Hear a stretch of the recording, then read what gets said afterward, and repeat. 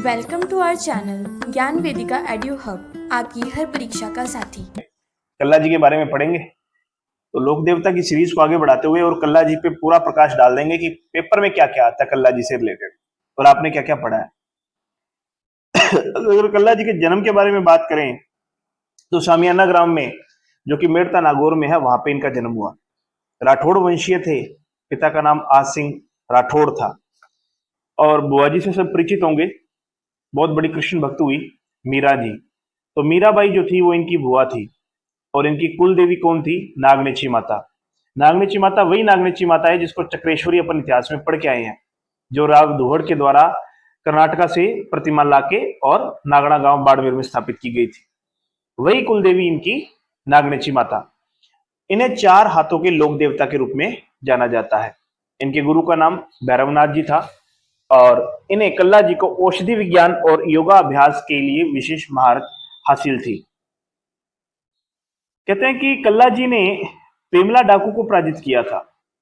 एक क्वेश्चन पूछा गया है, 3rd ग्रेड में ये क्वेश्चन आया था कि पेमला डाकू का संबंध किससे है।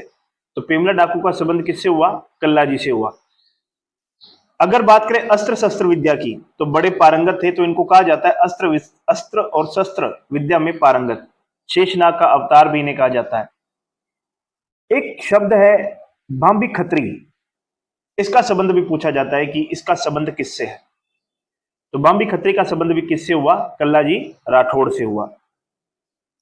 तो कल्ला जी राठौड़ की छतरी कहां पे है, ये क्वेश्चन भी आता है। तो ये इनकी जो छतरी है ये है बनी हुई है कहां पे? चित्तौड़गढ़ दुर्ग के अंदर। और चित्तौड़गढ़ दुर्ग में कहां पे? भैरव पोल के पास में। तो अगर आपसे क्वेश्चन पूछ लिया जाए कि वीर कल्ला राठौड़ की छतरी कहां पे है, तो आप क्या बताओगे? भैरव पोल में। और भैरव पोल कहां पे है? चित्तौड़गढ़ दुर्ग के अंदर। और ये पूछ लिया जाए कि कल्ला जी की सिद्ध पीठ कहां पे है, देखो छतरी अलग है और सिद्ध पीठ अलग है। और सिद्ध पीठ इनकी रनेला में है। रनेला पहला उदयपुर में था और आजकल ये सलूम्बर में आता है। यहाँ पे प्रतिवर्ष आश्विन शुक्ल नवमी को मेला आयोजित किया जाता है। कब? आश्विन शुक्ल नवमी।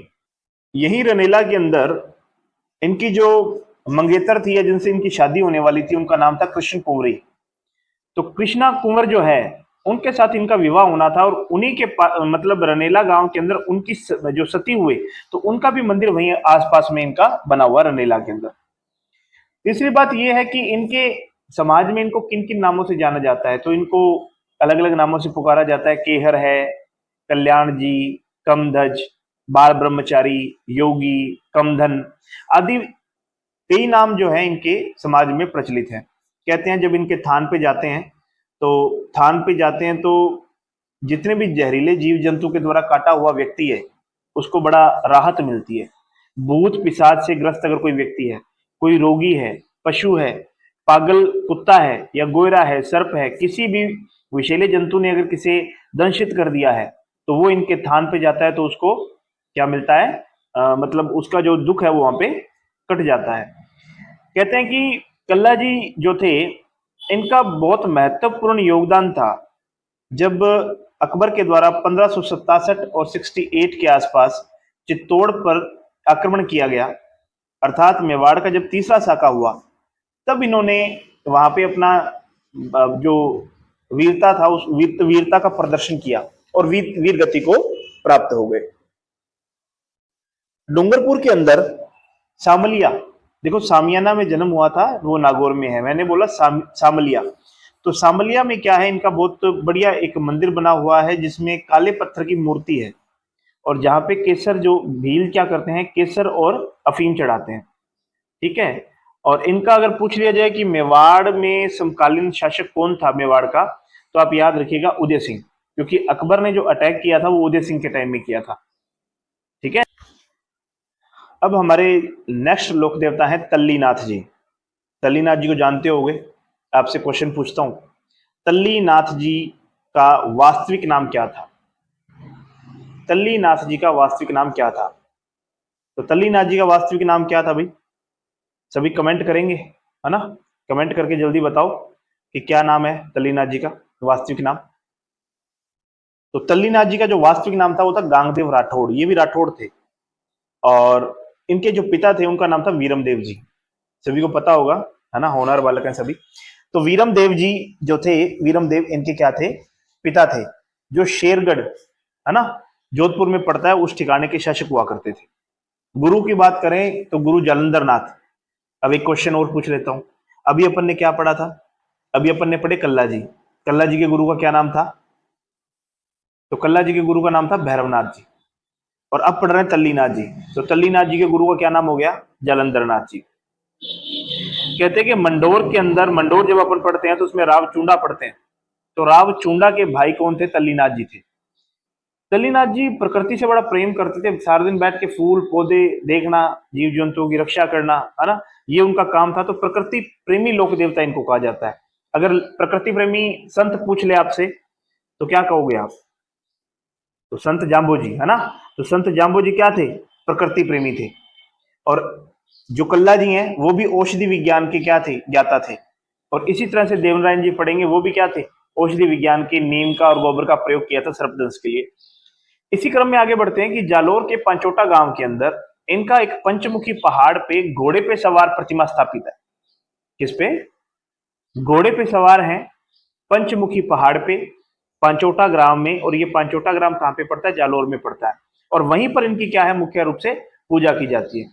वही ये जितने भी लोक देवता हुए, इन्होंने सर्पदंश या फिर जो विषैले जीव जंतु होते हैं उनके दंश का इनके थान पे मोटा मोटा उपचार होता है। तो इनके भी सेम ही है। कोई बीमार पड़ जाए या कोई जहरीला जीव काट ले तो इनके थान पे जाते हैं और लोगों को रिलैक्स मिलता है। तल्लीनाथ जी जो है, जालोर क्षेत्र के लोग जो है, इनके आसपास का जो जालोर, इनका जो मंदिर है पांचोटा के आसपास और वहां का जो क्षेत्र है उसे ओरण मानते हैं, है ना। वहां पे पेड़ पौधे वगैरह काटना सही नहीं है। उसके बाद कहते हैं कि पंचमुखी पहाड़ी ही इनका मुख्यतः क्या है? पूजा स्थल है। अब हमारे नेक्स्ट लोक देवता देव बाबा। सभी जानते हैं देव बाबा को, गवालों के लोक देवता ही है। देव बाबा क्या है? गवालों के लोक देवता हैं। और कहते हैं कि देव बाबा खुद पशु चिकित्सक थे, पशुओं का इलाज करते थे। जब कभी बीमार पड़ जाता पशु तो ये पहुंच जाते। सवारी की बात करें तो इनके पास एक पाडा था। तो पाडे पर बैठते थे, भैंसा होता ना, भैंसा, उसको पाडा कहते हैं। तो उसके ऊपर बैठते, एक हाथ में झाड़ रखते थे, दूसरे हाथ में लाठी रखते थे। तो ये इनका गेटअप था, है ना। आप मंदिर में जाओगे तो ये गेटअप में आपको देव बाबा जी मिलेंगे। दूसरी बात, इनका जो जन्म हुआ नंगला जहाज में हुआ। कहां हुआ? नंगला जहाज में, जो कि भरतपुर में है। और इनका जो थान है वो नीम के पेड़ के नीचे होता है। तो अभी मैंने ओवरऑल क्या क्या बातें की? मैंने आपको ये बताया कि देव बाबा जो है ये गवालों के लोक देवता हुए, पशु चिकित्सक थे, जन्म इनका नगला जहाज भरतपुर में हुआ। उसके बाद में इनका वाहन अगर बात करें, भाई पशु देखने जाते थे, किस पे जाते थे? तो भैंसे पर बैठ के जाते थे, हाथ में लाठी रखते थे, एक हाथ में झाड़ रखते थे, है ना। और रेस्ट कहाँ पे करते थे? ये इनका थान कहाँ बना होता है? नीम के पेड़ के नीचे बना होता है। कहते हैं कि जहां इनका मंदिर है नगला भरतपुर में, वहां पे वर्ष में 2 बार मेला भरता है। पहला भरता है कब? भाद्रपद शुक्ल पंचमी को। देखो पंचमी को ही मेला भरेगा इनका, है ना। पहला भरेगा भाद्रपद शुक्ल पंचमी को और दूसरा मेला भरेगा चैत्र शुक्ल पंचमी को। 6-6 महीने में भरता है, ठीक है। तो और सबसे बड़ी बात ये कहते हैं कि देव बाबा ने, जब इनकी देव बाबा की मृत्यु हो गई थी तो उसके बाद भी इन्होंने अपनी बहन, जो इनका नाम, इसकी बहन का नाम था एलादी, उनको भाग पहनाया था इन्होंने। तो ये आपके जो लोक देवता है देव बाबा जी कंप्लीट हुए मेरी तरफ से। अब हमारे नेक्स्ट लोक देवता हैं जिन पे बात करेंगे वो हैं वीर बिग्गा जी। वीर बिग्गा जी की अगर बात करें तो बीकानेर से संबंधित हैं, जाट परिवार से रिलेटेड थे। रीडी गांव बीकानेर में कहते हैं इनका जन्म हुआ। पिता का नाम इनके था राव मोहन जी और माता थी इनकी सुल्तानी। पिता का नाम मोहन जी और माता का नाम सुल्तानी। इनका जो मंदिर बना हुआ है वह बना हुआ है बीगा गांव के अंदर। कहाँ पे? बीगा गांव श्री डूंगरगढ़ के पास में पड़ता है ये, बीकानेर के अंदर। बीगा गांव श्री डूंगरगढ़ बीकानेर के पास में। और 14 अक्टूबर को इनके मेले का आयोजन किया जाता है। 14 अक्टूबर को जाखड़ समाज के लोक देवता अगर पूछ लिए जाएं तो वीर बिगा जी।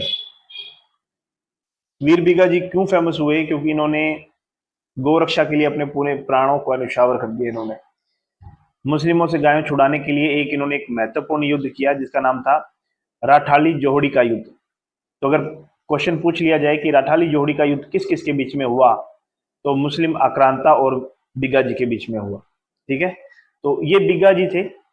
अब बिग्गा जी के बारे में आप डिटेल से पढ़ लेना, मेरे हिसाब से सफिशिएंट है। इतना क्वेश्चन इसमें से आ जाएगा, जन्म पूछ लेगा, माता पिता पूछ लेगा, राठाड़ी जोड़ी का युद्ध पूछ लेगा, मेला पूछ लेगा, मंदिर पूछ लेगा, इससे ज्यादा और क्या पूछेगा यार, है ना। अब अपन नेक्स्ट लोक देवता, लोक देवता है अपने वीर फत्ता जी। तो फत्ता जी की अगर बात करें तो फत्ता जी का जन्म हुआ जालोर में, जालोर के साथू गांव के अंदर ये पैदा हुए। यहाँ पे जालोर के साथू गांव के अंदर इनका जन्म हुआ और गज्जारणी परिवार के अंदर इनका जन्म हुआ। इनके अगर बात करें कि इनका मंदिर कहाँ पे है, तो इनका मंदिर वहीं साथू गांव के अंदर ही है। कहते हैं कि गांव की मान मर्यादा और उनकी रक्षा के लिए अपने प्राणों को इन्होंने क्या कर दिया, न्यौछावर कर दिया। वीर फत्ता जी का मुख्य जो स्थल है वह साथू जालोर के अंदर है और अस्त्र शस्त्र की ज्ञाता इनको कहा जाता है। मेले की बात करें तो भाद्रपद शुक्ल नवमी को इनका मेला लगता है। भाद्रपद शुक्ल नवमी को इनका क्या लगता है, मेला लगता है। एक बार रिवीजन कर देता हूं। फत्ता जी साथू ग्राम जालोर में पैदा हुए, गज्जारणी परिवार में पैदा हुए, गांव की मान मर्यादा के लिए इन्होंने अपनी जो प्राणों का न्यौछावर कर दिया इन्होंने। और इनका जो मेला है, मेला भाद्रपद शुक्ल नवमी को इनका लगता है। कहां पे लगता है, साथू गांव में लगता है। शस्त्र विद्या का ज्ञाता इनको कहा जाता है और इनका जो मुख्य मंदिर है वह है साथू जालोर के अंदर है। हाँ जी, तो अब हमारे पास में जो नेक्स्ट लोक देवता है वे हैं पनराज जी। तो पनराज जी की अगर बात करें तो पनराज जी का जो मुख्य स्थल है वह पनराजसर है और जैसलमेर में पनराजसर जो है ये पड़ता है। कहते हैं कि पनराज जी की याद के अंदर यहाँ पर वर्ष में 2 बार मेला भरता है, ठीक है। एक तो भरता अपने भाद्रपद के अंदर और दूसरा जो है वो माघ शुदी दशमी में, यानी शुक्ल पक्ष की दशमी को मेला भरता है। एक बार भाद्रपद को और एक बार माघ को, 2 बार मेला भरता है। फेमस क्यों हुए, वही गोरक्षा हेतु इन्होंने अपने प्राण दिए। तो पनराज जी जो थे ये इन्होंने मुस्लिम लुटेरों से काठोड़ी ग्राम के, क्वेश्चन आ जाता है किस ग्राम के ब्राह्मण थे, तो आपको याद रखना है काठोड़ी ग्राम के ब्राह्मण जो थे उनको मुस्लिम आक्रांताओं से छुड़ाते हुए अपने प्राणों की आहुति दे दी थी। Thanks for watching. अगर आपको हमारा कंटेंट और वीडियो पसंद आए तो इस चैनल को लाइक, शेयर एंड सब्सक्राइब करें। साथ ही बेल आइकन को भी प्रेस करें ताकि आपको ऐसी एजुकेशनल वीडियोस और यूजफुल टिप्स मिलती रहे।